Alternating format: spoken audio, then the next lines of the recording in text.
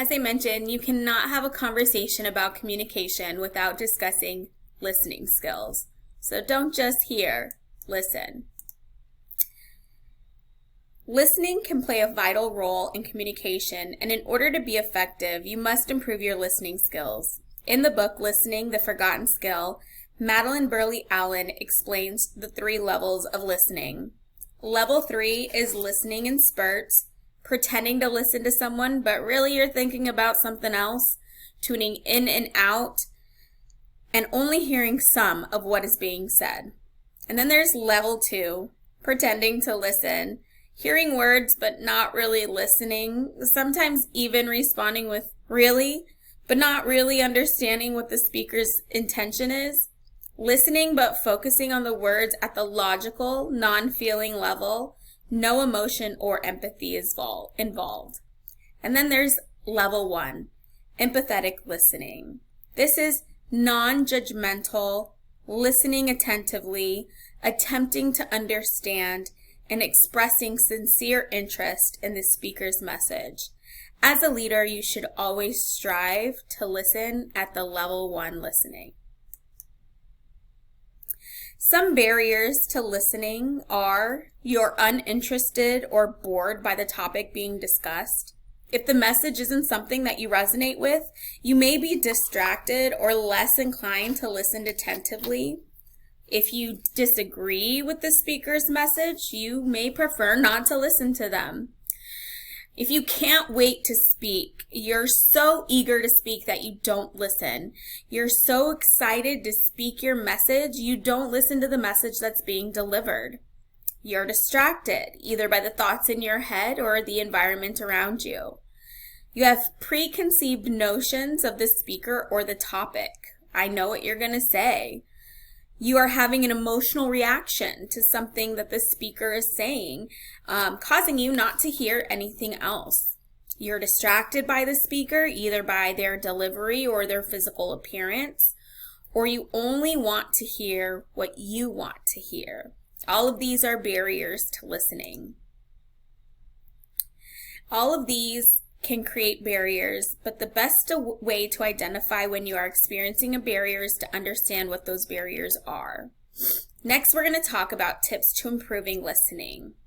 First is don't talk while the other person is talking. You want to make sure that you're giving them your full attention.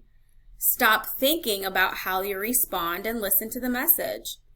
Stop what you're doing. If you're typing or fidgeting, do your best to stop what you're doing and listen. Empathize with the speaker. Do not interrupt. Ask questions for clarification if needed. Give the speaker your undivided attention. Listen with an open mind and pay attention to nonverbal cues and body language. As a leader, you are responsible for providing clear and timely feedback. That's not all. It's imperative that you provide feedback that is motivating and empowering. We're going to talk about delivering feedback. Even when delivering constructive criticism, you want to ensure that the employee leaves feeling supported and able to course correct. Be very careful not to impact morale when you're having these feedback sessions. Here are some ways to provide effective feedback. First, start with the person. Start each feedback lesson with the person by initiating small talk. Ask them how they're doing. If they had an event like a birthday party or vacation that recently happened, ask them about it. Connect with the person. Next, be prepared for the feedback session. Have a set of topics ready to discuss, but be sure not to overwhelm them. Number 3, meet in a comfortable environment. Typically, in a contact center environment, supervisors tend to have desks on the floor with the team. If this is the case, try and schedule the feedback session for a breakout room to ensure the feedback is private. For more casual, informal conversations, ask the employee if they would like to go for a walk. This can be used to check in with an employee that may be going through something or seems to have a shift in morale. Number 4, present a comfortable demeanor. Smile, use a pleasant tone, make pleasant eye contact, not too overbearing. Instead of using you pronouns, use I pronouns. For example, instead of saying, you continue to have a negative demeanor, try, I've noticed some changes and I wanted to reach out to see if everything is okay. Is there anything I can do to help? Number 5, set the context of the meeting. If it's review time, let them know. If the meeting is performance-based, make that clear. And if it's behavior-related, ensure they understand that. Explain the situation, ensuring you are sticking to only facts. Number 6, move on to main topics. Although it's a good idea to start off with the people aspect, be sure not to spend too much time with small talk. It's important to move on to the main topics so you can ensure the main topics are covered. Again, be sure not to overwhelm. And 7, always close with next steps, ensuring the employee is clear on the expectations and any applicable timelines. Now we're going to talk about managing up.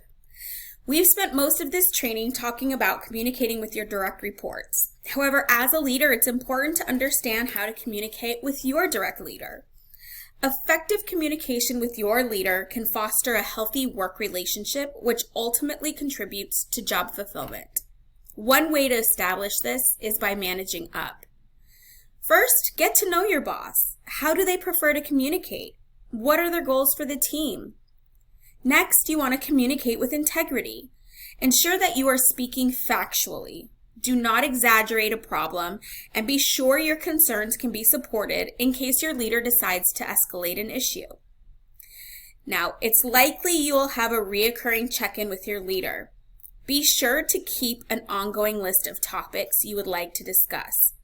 And this is where we come to documenting discussions.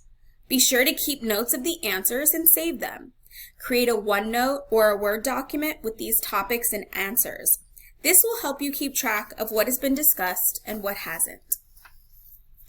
Follow up on action items they may owe you.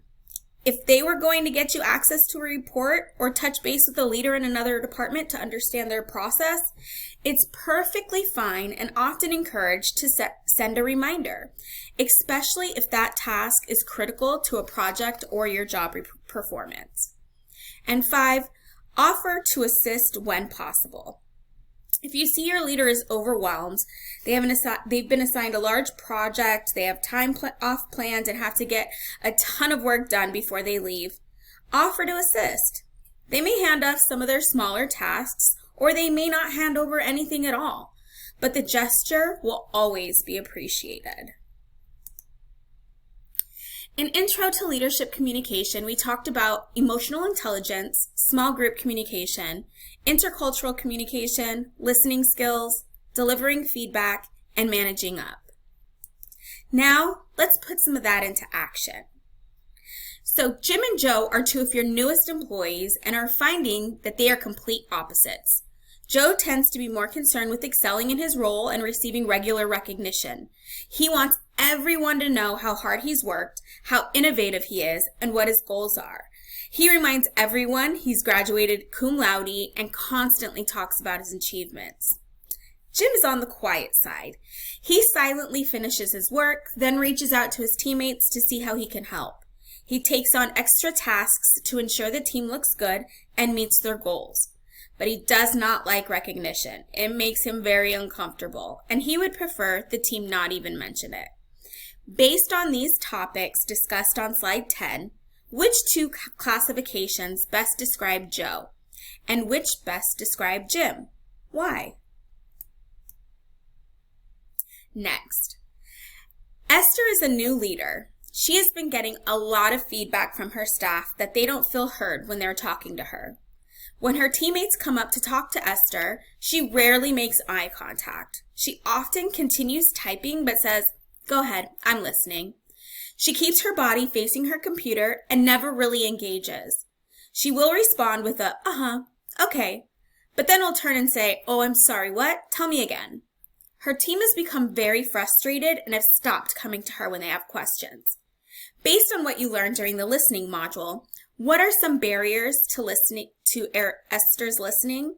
What are some barriers to listening Esther is experiencing? And what are some changes she can make to become a better listener? Finally, please visit the website linked here. This will lead you to an emotional intelligence quiz that will help you learn more about your emotional intelligence and areas you can improve in.